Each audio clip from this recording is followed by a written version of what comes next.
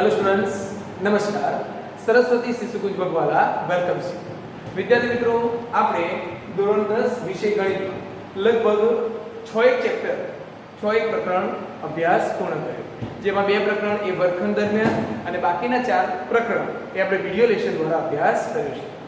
વિદ્યાર્થી મિત્રો, આજે આપણે ધોરણ 10 માં અન્ય એક નવું પ્રકરણ અભ્યાસ કરવા માટે જઈ રહ્યા છીએ, બરાબર છે। તમે જે પ્રકરણ અભ્યાસ કરવા માટે જઈ રહ્યા છો ઓલરેડી એનો બેઝ, એનો પાયો તમને ક્લિયર જ છે, બરાબર છે। ઓકે, ચલો વિદ્યાર્થી મિત્રો જોઈએ ધોરણ 10 વિષય ગણિતમાં પ્રકરણ નંબર 10 વર્તુળ। ઓકે, તો વર્તુળ શબ્દ સાંભળતા જ તમારા મનમાં બરાબર છે કેટલાક પ્રશ્નો ઓલરેડી, કેટલાક શબ્દો ઓલરેડી ક્લિયર થઈ ગયા છે, બરાબર છે। વર્તુળ એટલે શું, વર્તુળ સંબંધિત પદો કયા કયા છે, બરાબર છે। તો આજની આ વિડિયોમાં આપણે વર્તુળ અને એનો પારિભાષિક શબ્દો, એને લગતા અન્ય પારિભાષિક શબ્દો અને એની સમજ એટલે કે પાઠનો પ્રાથમિક પરિચય મેળવીશું, બરાબર છે। વિદ્યાર્થી મિત્રો, વર્તુળ એટલે શું? તો સામાન્ય રીતે આપણે એવો શબ્દ વાપરતા હોય કે ગોળ એટલે વર્તુળ, બરાબર છે। ગોળ એટલે વર્તુળ। તો પહેલું તો આપણે વર્તુળ અને ગોળ, ગોલકમાં તફાવત કરી લઈએ, બરાબર છે। દરેક વિદ્યાર્થીઓ અથવા દરેક જણાએ બંગડી જોઈએ છે, બરાબર છે। આ જે બંગડીનો આકાર છે એ વર્તુળ છે, બરાબર। અને એની સામે આપણે લઈએ ફૂટબોલ, વોલીબોલ, બરાબર છે। આ જે છે એ ગોલક છે, બરાબર છે। એટલે આ બે ઉદાહરણ પરથી તમને હવે વર્તુળ અને ગોલક વચ્ચેનો ભેદ સમજ પડી ગઈ હશે। ઓકે, તો આપણે એને આકૃતિ દ્વારા સમજાવી શકીએ છીએ કે આ ગોળ દોરીએ છીએ અને આપણે વર્તુળ કહીએ। એને વ્યાખ્યાયિત શું કરી શકાય, વર્તુળને કઈ રીતે આપણે વ્યાખ્યા આપી શકીએ? તો સમજીએ વિદ્યાર્થી મિત્રો, એનું પહેલું વર્તુળ કોને કહેવાય? વર્તુળ એટલે શું, બરાબર છે। તો અહીંયા સમજાવીએ કે આ એક સમતલ છે, બરાબર છે। પાટિયું, બોર્ડ એ સમતલનો એક ભાગ જ છે અને એ સમતલ પર અસંખ્ય બિંદુઓ આવેલા છે। એનો મતલબ કે સમતલ એ બિંદુઓનો ગણ છે। આ બોર્ડ પરના ઘણા બધા બિંદુઓમાંથી આપણે કોઈ એક બિંદુ પસંદ કરીએ છીએ। સમતલના કોઈ એક નિશ્ચિત બિંદુ એ આપણે પસંદ કર્યું, બરાબર છે। અને હવે એ નિશ્ચિત બિંદુથી અચળ ધન અંતરે એટલે કે સમાન અંતરે આવેલા બિંદુઓનો ગણ। હવે જો આપણે આ પ્રમાણે બિંદુઓ લઈએ તો બધાનું ડિસ્ટન્સ જુદું જુદું આવે છે। અહીંયાથી પહેલા બિંદુનું અંતર વધારે છે, આનું સૌથી ઓછું છે, આનું વધારે છે, તો આપણે આ પ્રમાણે ના ગોઠવી શકીએ। તો કઈ રીતે લઈ શકાય? તો નિશ્ચિત બિંદુથી, ફરી રિપીટ કરું, સમતલના નિશ્ચિત બિંદુથી અચળ ધન અંતરે આવેલા, સમતલના નિશ્ચિત બિંદુથી અચળ ધન અંતરે આવેલા તમામ બિંદુઓના ગણને વર્તુળ કહે છે। આની વ્યાખ્યા એકવાર ફરી રિપીટ કરું, સમતલનું કોઈ એક નિશ્ચિત બિંદુ, જેમ કે તમે નોટબુકની અંદર ઘણીવાર વર્તુળ દોરવા માટે પરિકરનો ઉપયોગ કરો છો। પરિકર તમે નોટબુકમાં જે બિંદુ પર મૂક્યું છે, બરાબર છે, એ થયું નિશ્ચિત બિંદુ અને એનાથી જે યોગ્ય અંતર રાખીને, બરાબર છે, પરિકરથી પેન્સિલ વચ્ચેનું અંતર, એ યોગ્ય અંતર રાખીને આપણે જે દોરીએ છીએ એ બિંદુઓનો ગણ છે। એટલે કે નિશ્ચિત બિંદુથી સમાન અંતરે આવેલા તમામ બિંદુઓના ગણને, સમાન અંતરે આવેલા તમામ બિંદુઓના ગણને શું કહે છે? વર્તુળ કહે છે। આમ આપણે એવું કહી શકીએ કે વર્તુળ એ શું છે? તો વર્તુળ એ સમતલીય બિંદુઓનો ગણ છે। શું છે? વર્તુળ એ સમતલીય બિંદુઓનો સમૂહ, સમતલીય બિંદુઓનો સમૂહ એટલે કે ગણ છે। ક્લિયર? બરાબર છે। વ્યાખ્યા શું લખી શકાય આપણે? તો વ્યાખ્યાનો પણ અહીંયા ઉલ્લેખ કરીએ છીએ। શું વ્યાખ્યા લખી વિદ્યાર્થી મિત્રો? કે સમતલના કોઈ એક નિશ્ચિત બિંદુથી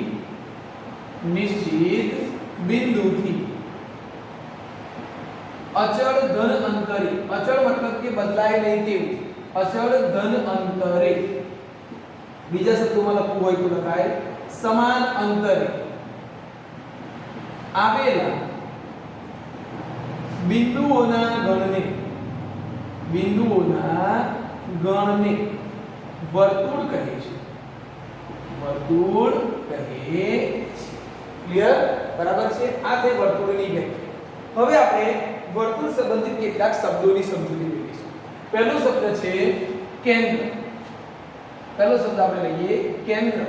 તો વિદ્યાર્થી મિત્રો કેન્દ્ર એટલે શું? બરાબર છે? તો વર્તુળ દોરવા માટે આપણે જે નિશ્ચિત બિંદુ પસંદ કર્યું એને કેન્દ્ર કહીશું. બરાબર છે? એટલે કે વર્તુળના નિશ્ચિત બિંદુને બરાબર છે? વર્તુળ દોરવા માટે આપણે જે નિશ્ચિત બિંદુ પસંદ કર્યું, વર્તુળ શબ્દ પર કાઢી નિશ્ચિત બિંદુને વર્તુળનું કેન્દ્ર કહે છે. વર્તુળનું કેન્દ્ર કહે છે. અને આ કેન્દ્રને આપણે અંગ્રેજી મૂળાક્ષરો વડે દર્શાવી શકીએ છીએ. ધારો કે અત્યારે અહીંયા O લખું છું, એનો મતલબ O એ વર્તુળનું શું છે વિદ્યાર્થી મિત્રો? કેન્દ્ર છે.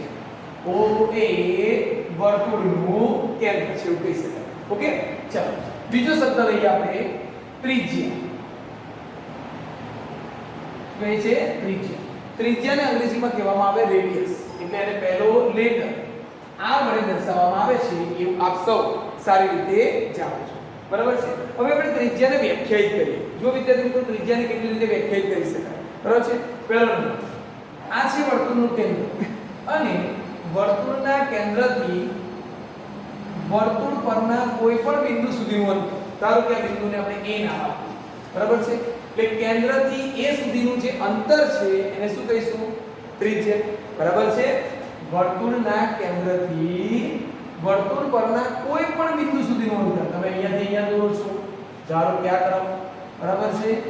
O થી B સુધી તો એ પણ ત્રિજ્યા છે. ક્લિયર? બરાબર છે? ચાલો આગળ વધીએ. બીજું કઈ રીતે વ્યાખ્યાયિત કરી શકાય? બરાબર છે? અહીંયા લખીએ છીએ ને નંબર 1 કેન્દ્રથી વર્તુળ પરના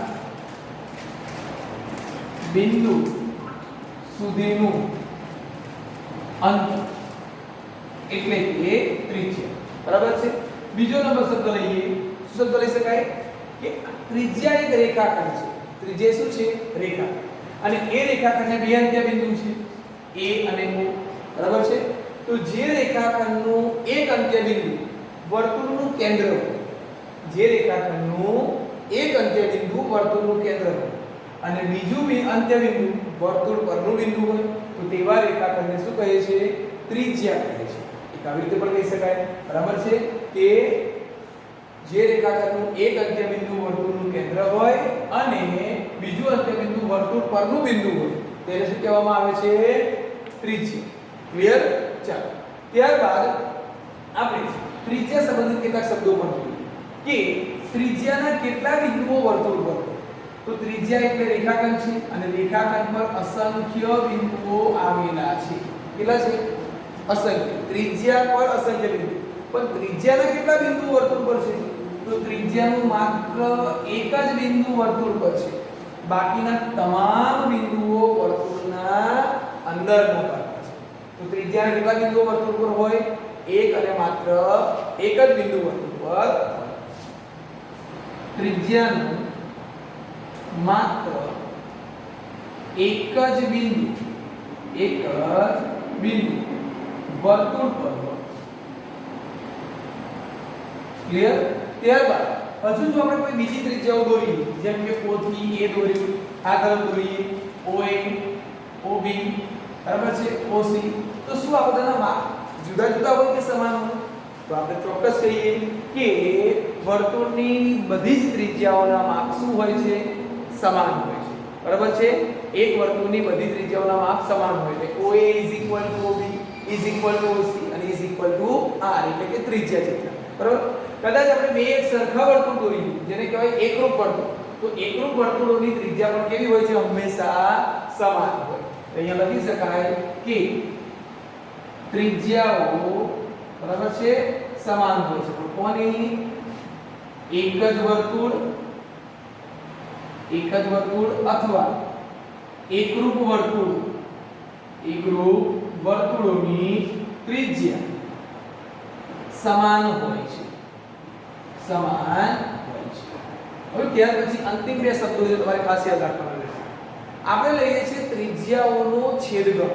છેદગણ એટલે શું? કે બધી ત્રિજ્યાઓમાં કયું બિંદુ સામાન્ય છે. બરાબર છે? તો OA, OB, OC બરાબર છે. તો આ બધામાં સામાન્ય બિંદુ આપણે કયું બોલીએ છીએ? O. બરાબર છે. છેદગણનો મતલબ થાય સમાન હોવું. તો બધી ત્રિજ્યાઓનું કયું બિંદુ સામાન્ય છે? તો એ છે કેન્દ્ર. બરાબર છે. ઓકે, તો અહીંયા લખી શકાય તમામ ત્રિજ્યાઓનો છેદગણ, તમામ ત્રિજ્યાઓનો છેદગણ કેન્દ્ર છે. શું છે? કેન્દ્ર. બરાબર છે. વર્તુળની તમામ ત્રિજ્યાઓનું છેદગણ શું છે? કેન્દ્ર. એવી રીતે કદાચ એવું લખવામાં આવે કે તમામ ત્રિજ્યાઓનો યોગગણ, તમામ ત્રિજ્યાઓનો યોગગણ, યોગગણ એટલે ભેગો કરવો. બરાબર છે. આમે એક ત્રિજ્યા દોરી છે, હજુ આવી બીજી ત્રિજ્યા, ત્રીજી, ચોથી, પાંચમી, આવી આપણે અસંખ્ય ત્રિજ્યા દોરીએ તો વિચારો કે આખે આખો ભાગ રોકાઈ જાય. બરાબર છે. આખે આખો ભાગ રોકાઈ ગયો એટલે વર્તુળ દ્વારા રોકાતી જગ્યા એને આપણે શું કહીશું? વર્તુળનું ક્ષેત્રફળ. એટલે તમામ ત્રિજ્યાઓનું યોગગણ એ વર્તુળનું ક્ષેત્રફળ છે. ક્લિયર? જો આપણે ત્રિજ્યાની વ્યાખ્યા બે રીતે રજૂ કરી. બરાબર છે. કેન્દ્રથી વર્તુળ પરના બિંદુ સુધીનું અંતર. ત્રિજ્યા એ રેખાખંડ છે જેનું એક અંત્યબિંદુ વર્તુળનું કેન્દ્ર છે અને બીજું અંત્યબિંદુ વર્તુળ પર છે. ત્રિજ્યાના કેટલા બિંદુઓ વર્તુળ પર હોય? એક અને માત્ર એક જ બિંદુ વર્તુળ પર હોય. બાકીના તમામ બિંદુઓ વર્તુળના અંદરના ભાગમાં છે. બરાબર? એક જ વર્તુળ અથવા એકલું વર્તુળની તમામ ત્રિજ્યાઓ સમાન હોય. ત્યારબાદ તમામ ત્રિજ્યાઓનો છેદગણ એ વર્તુળનું કેન્દ્ર છે અને તમામ ત્રિજ્યાઓનો જો યોગગણ લઈએ, યોગગણ એટલે ભેગું કરવું, તો વર્તુળ અને વર્તુળ દ્વારા રોકાતી તમામ જગ્યાએ એટલે કહીશું શું? વર્તુળનું ક્ષેત્રફળ. ક્લિયર? સ્ટાર્ટ. ચલો વિદ્યાર્થી મિત્રો, આપણે હવે વર્તુળને સંજ્ઞામાં શું લખે? જો કે આ બધી બાબતો તમે અગાઉના ધોરણમાં ભૂલી જ ગયા છો, પણ હવે આ બાબતોનો આપણે પાઠ દરમિયાન અવારનવાર ઉપયોગ કરવાનો છે. એટલે જરૂરી છે કે આ બાબતો તમને એકવાર ફરીથી સારી રીતે રિવાઇઝ થઈ જાય. ઓકે? તો આ વર્તુળને સંજ્ઞામાં શું લખી શકાય? તો સંજ્ઞામાં દર્શાવવા માટે તમારે સૌપ્રથમ અહીંયા લખવું પડે વર્તુળ ની નિશાની, જેમાં આપણે ચતુષ્કોણની નિશાની કે ત્રિકોણની નિશાની દોરીએ છીએ એ પ્રમાણે. ત્યારબાદ સૌથી પહેલું લખાય કેન્દ્ર, સંજ્ઞાત્મક, અને ત્યાર પછી અહીંયા લખાય ત્રિજ્યા. ઓકે? આ શાબ્દિક માહિતી. પણ મારે ખરેખર એને સંજ્ઞામાં લખવું તો શું લખી શકાય? જો વર્તુળનું કેન્દ્ર O ગણો અને O થી અહીંયા સુધી OP ને ત્રિજ્યા ગણો. બરાબર છે? તો આ O થી P નું અંતર એ શું છે? ત્રિજ્યા છે. એટલે હું આવું લખી શકું, વર્તુળ OR આવું લખી શકાય. એક આ સંજ્ઞા છે. એને બીજી રીતે પણ લખાય, વર્તુળ O કેન્દ્ર અને ત્રિજ્યાને તમે r ની જગ્યાએ O થી P નું અંતર પણ લખી શકો છો, વર્તુળ OOP. બરાબર છે? અને જો આપણને કદાચ O થી P નું માપ ખબર હોય, ધારો કે O થી P નું માપ આપણી પાસે 5 સેમી છે. કેટલું છે? 5 સેમી. તો તમે આવું પણ લખી શકો છો, વર્તુળ O5. બરાબર છે? તો આ રીતે આપણે કેન્દ્ર અને ત્રિજ્યાને સંજ્ઞાત્મક, સંખ્યાત્મક કે પછી રેખાખંડ દ્વારા પણ તમે દર્શાવી શકો છો. ઓકે? ચલો વિદ્યાર્થી મિત્રો, બીજા એક શબ્દનો આપણે અભ્યાસ કરીએ અને એ શબ્દ છે જીવા. ઓકે? તો જીવા એ પણ એક રેખાખંડ છે. જીવા એ શું છે વિદ્યાર્થી મિત્રો? એક રેખાખંડ છે. પણ આપણે એવું લખી શકીએ કે જે રેખાખંડના બંને અંત્યબિંદુઓ વર્તુળ પર હોય, જે રેખાખંડના બંને અંત્યબિંદુઓ વર્તુળ પર હોય તેવા રેખાખંડને વર્તુળની જીવા કહે છે. ત્રિજ્યાના કેટલા બિંદુઓ વર્તુળ પર હતા? માત્ર એક. જીવાના કેટલા બિંદુઓ વર્તુળ પર છે? બંને અંત્યબિંદુઓ વર્તુળ પર છે. બરાબર? તો જે રેખાખંડના બંને અંત્યબિંદુઓ વર્તુળ પર હોય તેને જીવા કહે છે. હવે જીવાની લંબાઈ સમાન છે કે નહીં પણ ચેક કરીએ. જો આપણે આ દોરીએ છીએ, આ પણ જીવા કહેવાય, તો એના કરતા પણ મોટી થઈ. ઓકે? નીચે તરફ આવતા જઈએ, એનાથી પણ વધુ મોટી જીવા, અને કેન્દ્રમાંથી પસાર થાય. બરાબર છે? એ સૌથી મોટી જીવા. બરાબર છે? તો આપણે એવું કહી શકીએ કે વર્તુળના કેન્દ્રમાંથી પસાર થતી જીવા એ વર્તુળની સૌથી મોટી જીવા છે. શું છે? વર્તુળની સૌથી મોટી જીવા. કેન્દ્રમાંથી પસાર થતી જીવા, કેન્દ્રમાંથી પસાર થતી જીવા એ સૌથી મોટી જીવા છે. ક્લિયર? અને આપણે એને બીજા નામથી પણ ઓળખીએ છીએ. બરાબર? કેન્દ્રમાંથી પસાર થતી જીવા એને આપણે કહીશું વ્યાસ. સૌથી મોટી જીવા છે જેને વ્યાસ કહે છે. વ્યાસ કહે છે. ક્લિયર? બરાબર છે. ચાલો હવે જો આપણે અહીંયા કદાચ નામ નિર્દેશ આપી દઈએ, ધારો કે અહીંયા હું લખું છું AB, બરાબર છે. અહીંયા લખું છું, સોરી P નો ઉપયોગ થઈ ગયો છે, XY, ઓકે. ત્યાર પછી અન્ય શબ્દ CD. તો આપણે કહી શકીએ કે રેખાખંડ AB, રેખાખંડ CD, રેખાખંડ XY એ વર્તુળની જીવાઓ છે. ક્લિયર? ચાલો પ્રશ્ન એક કરી લઈએ. જીવાના કેટલા બિંદુઓ વર્તુળ પર હોય? તો જીવાના 2 બિંદુઓ વર્તુળ પર હોય, બાકીના તમામ બિંદુઓ વર્તુળના અંદર લગાવવાના હોય. ક્લિયર? ઓકે. ત્યાર પછી નેક્સ્ટ ટોપિક આપણે લઈએ છીએ વ્યાસ. નેક્સ્ટ ટોપિક છે વ્યાસ. બરાબર છે. વ્યાસને અંગ્રેજીમાં ડાયામીટર કહેવાય અને એને d વડે દર્શાવવામાં આવે છે. વ્યાસને શેના વડે દર્શાવવામાં આવે છે? d વડે દર્શાવવામાં આવે છે. ઓકે. ચાલો વિદ્યાર્થી મિત્રો, ધારો કે હું અહીં એક વર્તુળ રચું છું અને આ છે વર્તુળનું કેન્દ્ર. ઓકે. હવે વ્યાસ એ પણ એક રેખાખંડ છે. વ્યાસ એ પણ શું છે? એક રેખાખંડ છે. આપણે એને બીજા શબ્દોમાં જીવા પણ કહેવાય. તો આપણે આવું લખી શકીએ કે જે રેખાખંડના બંને અંત્ય બિંદુઓ વર્તુળ પર હોય અને એ રેખાખંડ વર્તુળના કેન્દ્રમાંથી પસાર થાય તો એ શું છે? વર્તુળનો વ્યાસ. બંને અંત્ય બિંદુઓ વર્તુળ પર હોય અને કેન્દ્રમાંથી પસાર થાય કે વર્તુળનો વ્યાસ. પહેલી વ્યાખ્યા. બીજી વ્યાખ્યા, વર્તુળની સૌથી મોટી જીવાને વર્તુળનો વ્યાસ કહે છે. એટલે વ્યાસ એ જીવા છે એવું કહી શકાય. પરંતુ દરેક જીવા વ્યાસ હોતી નથી. કઈ જીવાને વ્યાસ કહેશો? જે વર્તુળના કેન્દ્રમાંથી પસાર થાય તે જીવા. બીજા શબ્દોમાં કહીએ તો સૌથી મોટી જીવા એ વર્તુળનો વ્યાસ છે. ચલો અન્ય પ્રશ્ન. વ્યાસના કેટલા બિંદુઓ વર્તુળ પર છે? તો વ્યાસના 2 બિંદુઓ વર્તુળ પર છે. ક્લિયર? આવા કેટલા વ્યાસ રચી શકાય? તો આપણે કેન્દ્રમાંથી પસાર થતા આવા ઘણા બધા અસંખ્ય વ્યાસ દોરી શકીએ છીએ અને તમામ વ્યાસ કેવા હોય? એકરૂપ.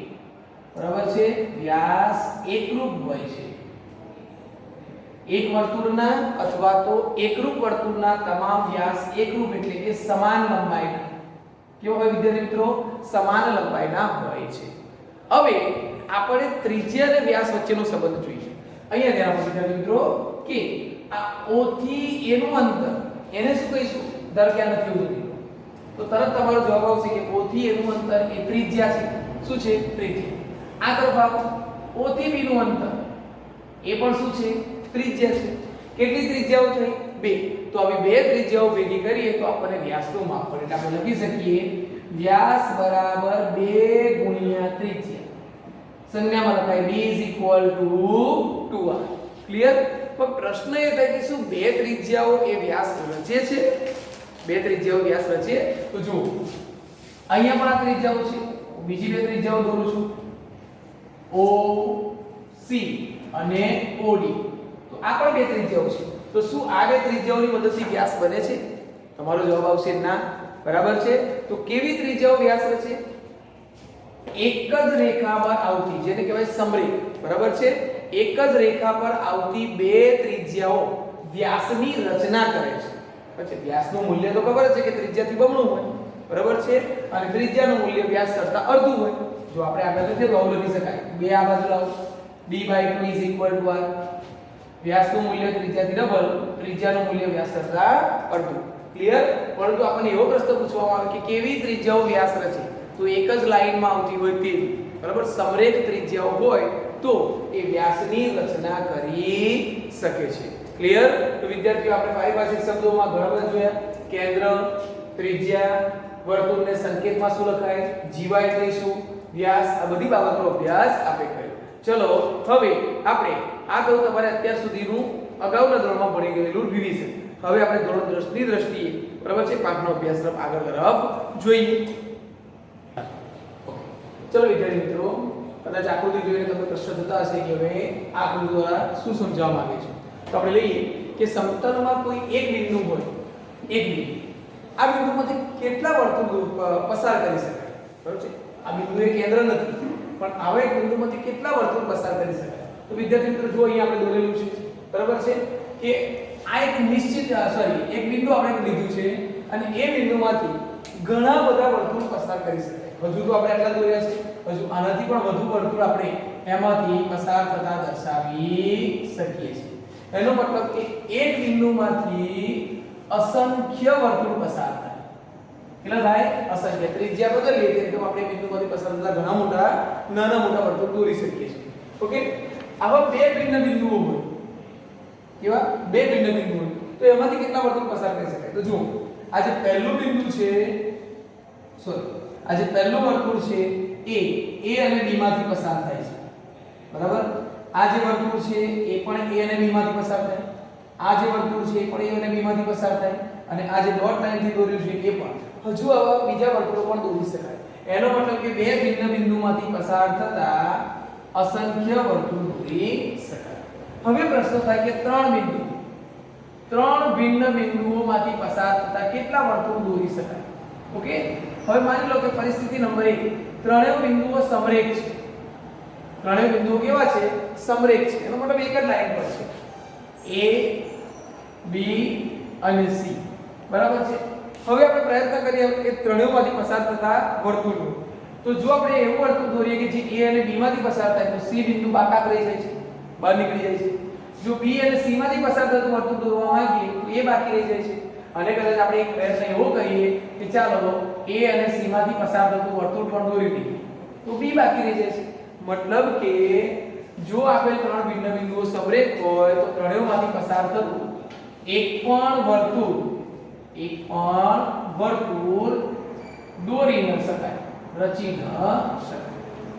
ઓકે, પરંતુ એ ત્રણ ભિન્ન બિંદુઓ અસમરેખ હોય. કેવા હોય વિદ્યાર્થી મિત્રો? અસમરેખ હોય. બરાબર છે? ધારો કે A, B અને C આ ત્રણ ભિન્ન બિંદુઓ અસમરેખ છે. તો આમાંથી પસાર થતું આપણે એક અને માત્ર એક, ચાલો પહેલા વર્તુળ દોરીએ પછી બિંદુઓ દર્શાવીએ. બરાબર છે?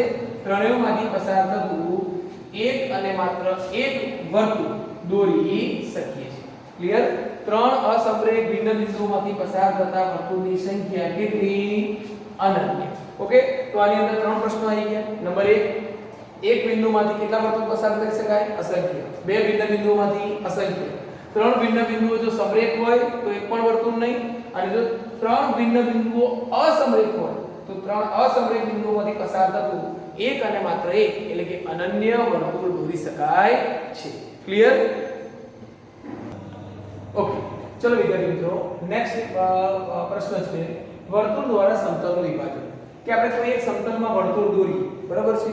તો એના દ્વારા સમતલ કેટલા ભાગમાં વહેંચાય છે? ચાલો, તો આપણે અહીંયાથી જોઈને કહી શકીએ કે અત્યારે સમતલ એ ત્રણ ભાગમાં વહેંચાય. આને કહીશું આપણે બહારનો ભાગ, વર્તુળની બહારનો ભાગ. આને કહીશું વર્તુળનો અંદરનો ભાગ. અને આ જે બધા છે, ચાલો એને ટૂંકા કોડે દર્શાવીએ. બરાબર છે? આને કહીશું આપણે વર્તુળ. ઓકે, આને આપણે વર્તુળ કહીશું. ક્લિયર થઈ ગયું? હવે એને વ્યાખ્યાયિત કઈ રીતે કરી શકાય? અને વ્યાખ્યાયિત કરવાની સાથે જે સંજ્ઞા લખી છે પણ ધ્યાનપૂર્વક જોજો. પહેલા આપણે બિંદુની સમજ કરીએ કે વર્તુળનું કેન્દ્ર છે જેને આપણે O નામ આપીએ. ઓકે, એક બિંદુ અહીંયા છે જેને આપણે A કહીએ. એક બિંદુ અહીંયા છે B અને અહીંયા છે C નામ આપીએ. ઓકે, હવે અહીંયા બરાબર માપ સમજો વિદ્યાર્થી મિત્રો. ધારો કે હું અહીંયા O થી B નું માપ દોરું છું. O થી B સુધીનું માપ દોરું છું. આને શું કહેશું? તો હમણાં જ આપણે ભણ્યા કે કેન્દ્રથી વર્તુળ પરના બિંદુ સુધીનું અંતર એટલે ત્રિજ્યા. એનો મતલબ એવો થયો કે OB નું માપ R જેટલું છે. OB નું માપ કેટલું છે? ત્રિજ્યા જેટલું, એટલે કે R જેટલું છે. બરાબર છે? OB R. માની લો કે આપણે O થી A નું અંતર દોરીએ છીએ. બરાબર? સમજો, O થી A નું અંતર, તો આ થઈ ગયું ત્રિજ્યા અને હજુ ત્રિજ્યા કરતા વધુ. બરાબર છે? ત્રિજ્યા અને ત્રિજ્યાથી પણ વધુ. એટલે આપણે અહીંયા લખી શકીએ છીએ O થી A નું અંતર ત્રિજ્યા કરતા વધુ છે, means greater than. OA is greater than R. અને ત્રીજો નંબર આપણે લઈએ છીએ O થી C નું અંતર. જો O થી C, તો એ તો ત્રિજ્યા કરતા પણ ઓછું થયું, આટલો ભાગ હજુ બાકી છે. અહીંયા લખી શકાય કે O થી C નું અંતર ત્રિજ્યા કરતા ઓછું છે, OC is less than R. આ ત્રણ પોઈન્ટ બરાબર સમજજો. હું બોલું છું, બરાબર? જો આપેલ બિંદુ વર્તુળ પર હોય તો એનું અંતર ત્રિજ્યા જેટલું થાય. ક્યાંથી? કેન્દ્રથી. બિંદુ વર્તુળ પર હોય તો કેન્દ્રથી બિંદુ સુધીનું અંતર ત્રિજ્યા જેટલું. બીજા શબ્દોમાં કહીએ તો ત્રિજ્યા જેટલા અંતરે આવેલું બિંદુ ક્યાં હોય? વર્તુળ પર હોય. ક્લિયર? ત્રિજ્યા જેટલા અંતરે આવેલું બિંદુ વર્તુળ પર હોય. બીજો નંબર, ત્રિજ્યા કરતા વધુ અંતરે આવેલું બિંદુ, ત્રિજ્યા કરતા વધુ અંતરે આવેલું બિંદુ હંમેશા વર્તુળની બહાર હોય. બરાબર છે?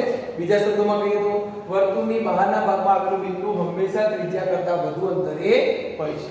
ત્રીજો નંબર, જો બિંદુનું કેન્દ્રથી અંતર ત્રિજ્યા કરતા ઓછું થતું હોય તેનો મતલબ એ બિંદુ ક્યાં હોય? વર્તુળના અંદરના ભાગમાં. ક્લિયર?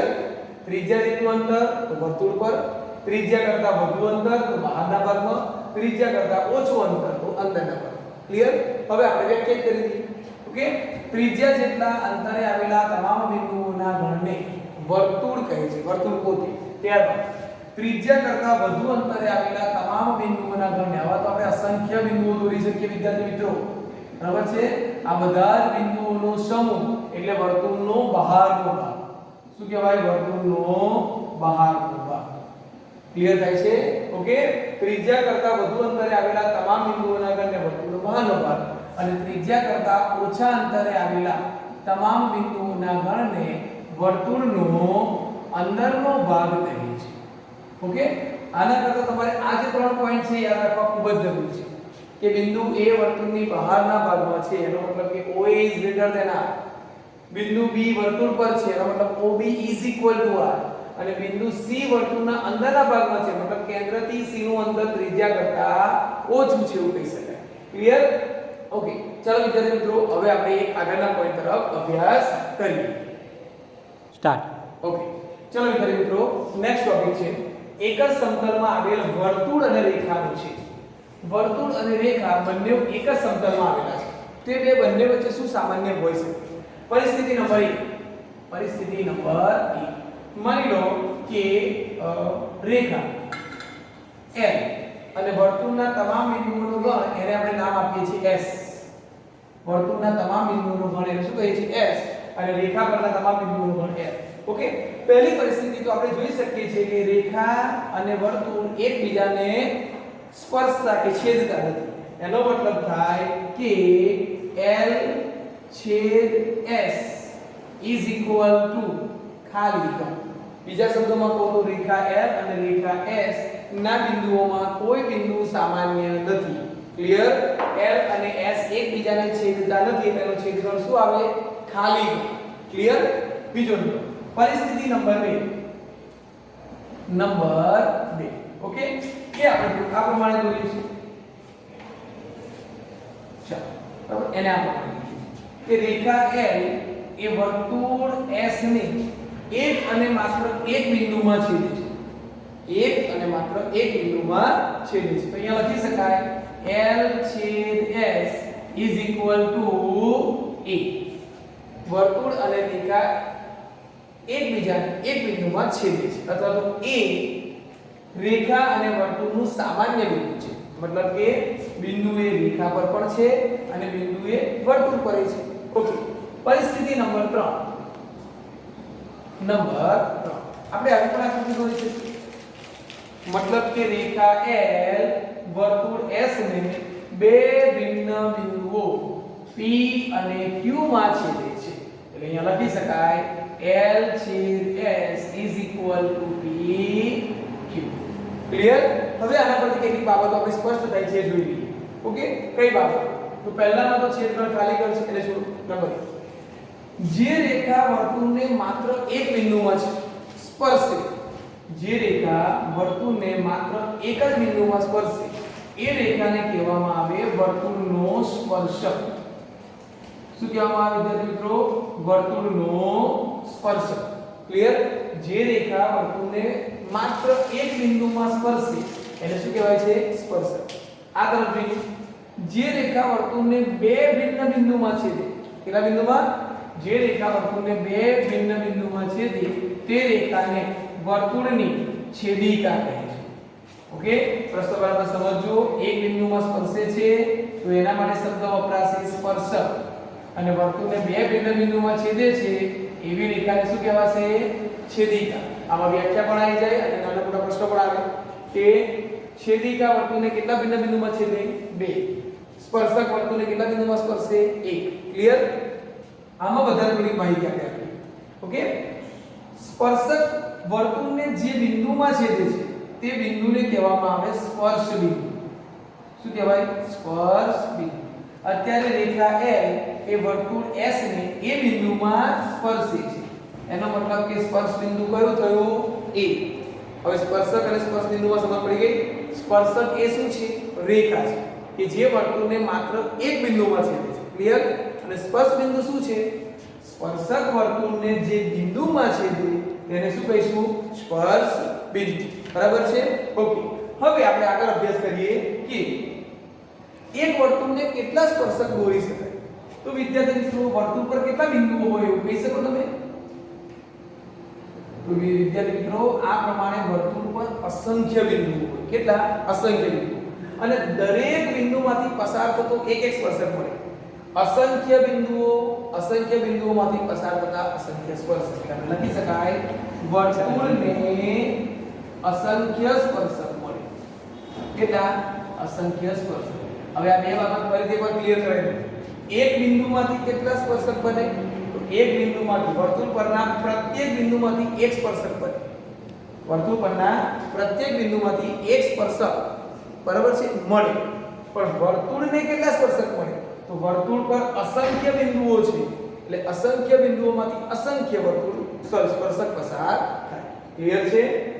એક બિંદુમાંથી એક સ્પર્શક, વર્તુળ પર અસંખ્ય બિંદુઓ હોવાથી વર્તુળને કેટલા સ્પર્શકો મળે? અસંખ્ય સ્પર્શકો મળે. ક્લિયર થઈ ગયું? બરાબર છે? ઓકે, આગળનો અભ્યાસ આપણે કરીએ છીએ. ઓકે વિદ્યાર્થી મિત્રો, સ્પર્શકને અંગ્રેજીમાં ટેન્જન્ટ કહે છે. શું કહેવાય છે એને? ટેન્જન્ટ. અને આ જે ટેન્જન્ટ શબ્દ છે એ લેટિન ભાષાના એક શબ્દ અથવા તો લેટિન શબ્દ TANGER ટેંગર શબ્દ પરથી ઉતરી આવે છે. બરાબર છે? અને જેનો મતલબ થાય સ્પર્શવું. TANGER ટેંગરનો મતલબ શું થાય? સ્પર્શવું. અને આ શબ્દ સૌપ્રથમ ડેનિશ ગણિતશાસ્ત્રી થોમસ ફિનેકે ઉપયોગમાં લીધો હતો. ફરી એકવાર જોઈ લો. સ્પર્શકને અંગ્રેજીમાં ટેન્જન્ટ કહેવાય, જે લેટિન શબ્દ ટેંગર પરથી ઉતરી આવ્યો છે અને જેનો અર્થ થાય સ્પર્શવું. બરાબર છે? આ શબ્દ કોણે આપ્યો હતો? ડેનિશ ગણિતશાસ્ત્રી થોમસ ફિનેકે આપ્યો. ક્લિયર? ચલો વિદ્યાર્થી મિત્રો, આજનો આપણે છેલ્લો મુદ્દો નાનો રિપીટ કરી લઈએ. ચલો વિદ્યાર્થી મિત્રો, આજનો છેલ્લો ટોપિક આપણે લઈએ સ્પર્શકોની સંખ્યા. ઓકે, એક બિંદુ એ વર્તુળના અંદરના ભાગમાં છે. એક બિંદુ વર્તુળના અંદરના ભાગમાં છે. ઓકે, ધારો કે આપણે નામ આપીએ છીએ P. બિંદુ P એ વર્તુળના અંદરના ભાગમાં છે, એટલે એને આપણે સંજ્ઞાત્મક લખવું તો આવું પણ લખાય કે OP is less than R. ત્રિજ્યા કરતા ઓછા અંતરે આવેલું બિંદુ ક્યાં હોય? વર્તુળના અંદરના ભાગમાં. ઓકે, તો આમાંથી આપણે કેટલા સ્પર્શક દોરી શકીએ? આ બિંદુમાંથી આપણે કેટલા સ્પર્શક દોરી શકીએ? બરાબર છે? ચાલો બિંદુને અહીંયા લઈ લઈએ છીએ. બિંદુ P માંથી કેટલા સ્પર્શક દોરી શકાય? તો બિંદુ P માંથી પસાર થતી રેખાઓ દોરીએ. તો બિંદુ P માંથી આ પ્રમાણે અસંખ્ય રેખાઓ દોરી શકાય. પરંતુ દરેક રેખા ધારો કે વિદ્યાર્થીને એવું પણ મન થાય કે ચાલો આટલા સુધી દોરું તો, બરાબર છે? તો આપણે જોઈ શકીએ છીએ કે બિંદુ P માંથી પસાર થતી બધી જ રેખાઓ વર્તુળને બે ભિન્ન બિંદુઓમાં છેદે છે. પ્રત્યેક રેખા કે જે બિંદુ P માંથી પસાર થાય છે એ વર્તુળને બે ભિન્ન બિંદુમાં છેદે છે. હવે કોઈ વિદ્યાર્થીએ રેખા તો અહીંયા સુધી દોરી છે અને એવું વિચારે છે કે એક જ બિંદુમાં છેદે છે, તો આપણને ખબર છે કે રેખા એ બંને છેડે અનંત સુધી વિસ્તરે, તેને આગળ તરફ વિસ્તારતા એ પણ બે બિંદુમાં છેદશે. એનો અર્થ એવો થયો કે બિંદુ P માંથી પસાર થતી પ્રત્યેક રેખા વર્તુળને બે ભિન્ન બિંદુમાં છેદે છે, એટલે બધી જ રેખાઓ શું બનશે? છેદિકા બનશે. એટલે આપણને એક પણ સ્પર્શક ન મળે. એક પણ સ્પર્શક ન મળે. ઓકે, તો પોઈન્ટને ટૂંકમાં રજૂ કરું. વર્તુળના અંદરના બિંદુમાંથી પસાર થતી એક પણ રેખા વર્તુળનો સ્પર્શક નથી, એટલે કે અંદરના બિંદુમાંથી એક પણ સ્પર્શક મળે. ઓકે, નંબર 2, બિંદુ P વર્તુળ પર હોય તો શું થાય? તો તો બિંદુ P વર્તુળ પર હોય તો એમાંથી પણ અસંખ્ય રેખાઓ પસાર થાય, આ પ્રમાણે અસંખ્ય રેખાઓ પસાર થાય, પરંતુ આમાંથી લગભગ બધી રેખાઓ વર્તુળને બે બિંદુમાં છેદે. આપણને કોઈ એક જ રેખા એવી મળે કે જે વર્તુળને માત્ર એક જ બિંદુમાં છેદે, બરાબર છે, જેને આપણે સ્પર્શક કહીશું. તો આવા કેટલા સ્પર્શક દોરી શકાય? એક જ. ક્લિયર? અંદરના બિંદુમાંથી એક પણ સ્પર્શક ન દોરાય, વર્તુળ પરના બિંદુમાંથી કેટલા સ્પર્શક મળે? એક જ, જેને બીજા શબ્દોમાં લખીએ અનન્ય સ્પર્શક દોરી શકાય. અને હવે છેલ્લો પોઈન્ટ કે કોઈ બિંદુ વર્તુળના બહારના ભાગમાં છે. ચાલો P એ વર્તુળના બહારના ભાગમાં છે. ઓકે, તો આ P માંથી પસાર થતી ઘણી બધી રેખાઓ મળશે. એમાંથી બે રેખાઓ એવી હશે કે જે વર્તુળને એક બિંદુમાં સ્પર્શ કરીને નીકળશે, બરાબર છે. તો એનો મતલબ કે બહારના બિંદુમાંથી આપણે વર્તુળને બે સ્પર્શક દોરી શકીએ. ક્લિયર? ચાલો ફરીથી એકવાર, અંદરના બિંદુમાંથી એક પણ સ્પર્શક ના મળે, વર્તુળ પરના બિંદુમાંથી અનન્ય સ્પર્શક મળે, અને જો બિંદુ વર્તુળના બહારના ભાગમાં હોય જેને સંજ્ઞામાં લખાય OP is greater than R. Okay, ત્રિજ્યા કરતા વધુ અંતરે આવેલું બિંદુ વર્તુળની બહાર હોય અને બહારના બિંદુમાંથી કેટલા સ્પર્શક દોરી શકાય? બે. ક્લિયર? તો વિદ્યાર્થી મિત્રો, આજે આપણે વર્તુળ સંબંધિત શબ્દો અને એના કેટલાક વ્યાખ્યાઓની સમજ મેળવી. ચાલો વિદ્યાર્થી મિત્રો, તમને આપવામાં આવેલી વર્કશીટ એ પહેલું તો તમારે રેગ્યુલર નોટબુકમાં લખવાનું છે, અને વિડિયો અને વર્કશીટના આધારે જે પણ પ્રશ્નો તમને આપવામાં આવેલા છે એ પ્રશ્નો તમારે હોમવર્ક તરીકે પૂર્ણ કર્યા બાદ ફક્ત અને ફક્ત હોમવર્કની જ PDF બનાવીને સેન્ડ કરવાની છે. ચાલો વિદ્યાર્થી મિત્રો, નેક્સ્ટ વિડિયો માટે ફરી મળીશું.